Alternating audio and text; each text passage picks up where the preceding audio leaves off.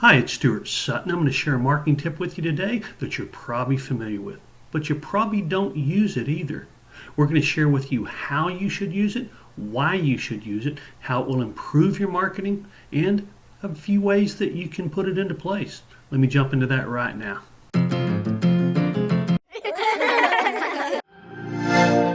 Hi, it's Stuart Sutton, of course, the guy who wrote Niche Marketing Blueprint. And if you've seen any of my videos, you know this book was written for agents like you.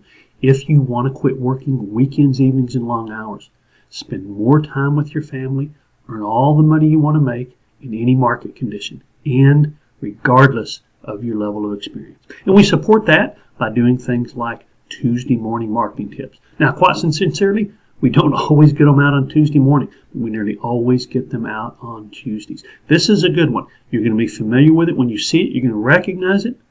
But the key is, are you using it? We're going to show you how to use it. It is very powerful. So this is called the rule of familiarity. Now, I'll trick you a little bit, but this particular strategy is used. You see it all over on ads in all kinds of media. And that is because it is effective. What is the rule of familiarity? Well, when it comes to marketing, it's easy just to push out information or get a post in place or an ad in place, and don't spend a lot of time thinking about it. But if you'll think about these strategies, the ones we talk about on these Tuesday morning marketing tips, and use them, your marketing is going to be more effective. There's no doubt about it. This one, you use familiar names and phrases and sayings, even kind of borrow stuff from other ads that people are familiar with. You've seen a lot of different, probably agents and people in other industries use the Got Milk ad because everyone's familiar with it. When you're familiar with something, it strikes a chord much quicker. So let's just talk about a few ways to do this. I've actually run this ad, sent out this postcard, run this post, and it says 4 out of 4 doctors recommend listing your house with Stuart. Now, I actually do have 4 doctors who recommend, actually more than that, because I've sold homes to and for many physicians. But when you use something that people are familiar with, they recognize it, and it immediately strikes that chord with them. That's a good one to use. Also, how about, does the thought of selling your home this year give you a headache? Take 2 aspirins and call me in the morning. That's a good one. I've used that one many times. For example, I'll send it right around the first of the year, and it'll say, does the thought of selling your home in 2022 give you a headache? Take 2 aspirins and call me in the morning, because we know that's a very familiar old saying.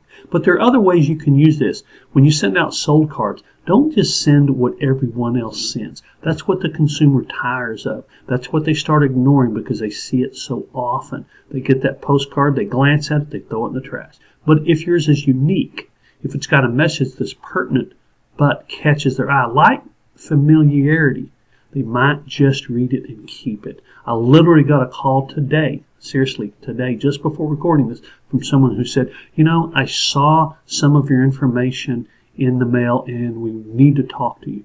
Quite sincerely, it's cards like this that catch people's attention. So what if you said that instead of, hey, we sold this house, we sold it in 17 days, we're awesome, calls for a market analysis. What if you said, Beth and Andrew Stevens needed to get closer to their grandkids. So they called, whatever your name is, to help them. They called you because, and then you give them the reason that Beth and Andrew Stevens called them. Now you're striking a chord with anyone who receives that marketing information who might need to get closer to their grandkids. It's a familiar story, and it might strike a chord with them. So there are a lot of different ways you can use familiarity, but use it. Be conscious about it. Be purposeful about it.